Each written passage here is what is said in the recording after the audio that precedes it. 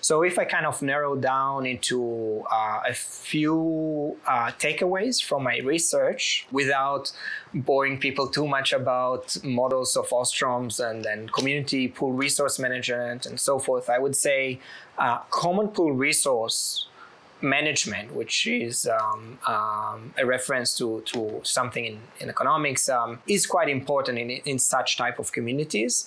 The second is that we really, as society and as humanity, we have a lot to draw and learn from traditional indigenous knowledge in a way that is being encompassed in modern life and society and modern even capitalist systems can be done and can be used, and that there are many community-based tourism models.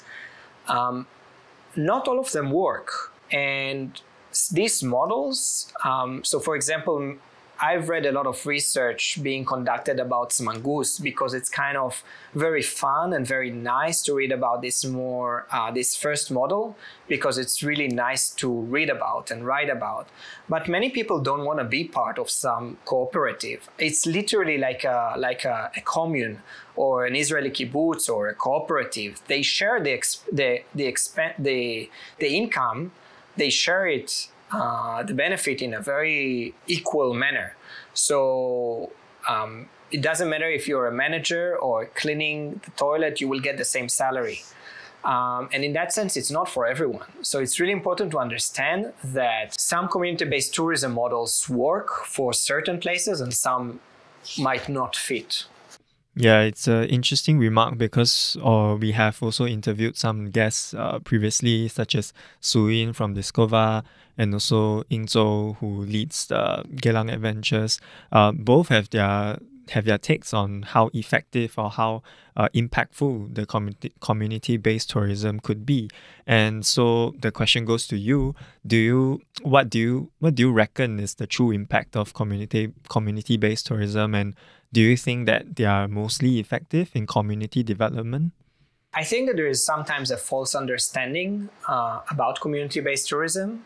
So it is a model of tourism. It is an economic model that can work, but it's also a business. So just like a business can or cannot work. I remember my first place that I used to live here in Taiwan, there was on the main street, a corner that probably about every half a year, that shop closed down and then the new shop opened. And next to it, a shop closed down and they opened a new type of shop. So, sometimes shops or businesses work and sometimes they don't.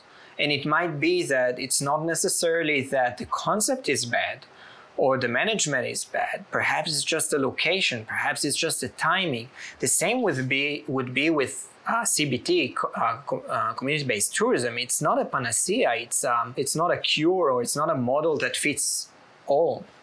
So I think, yes, there's been many successful stories about community-based tourism, but I think that there are actually more cases that it didn't work or didn't last more than a few short years. There are more of these cases compared to the successful cases. So I would really encourage anyone who researches community-based tourism or actually is involved in community-based tourism to really look into cases of what happens. I have colleagues that are doing fantastic work, were doing fantastic work in Myanmar. Unfortunately, the current situation put a halt to everything there. But also in Thailand and some few other countries, there are fantastic work that is being done and a lot of knowledge being created and to guide and support these communities that want that. We know of communities that just don't want that. So in short, I would say it's a good model when and where it fits, and it might be a harmful model where it does not fit. How to identify? That's a big topic.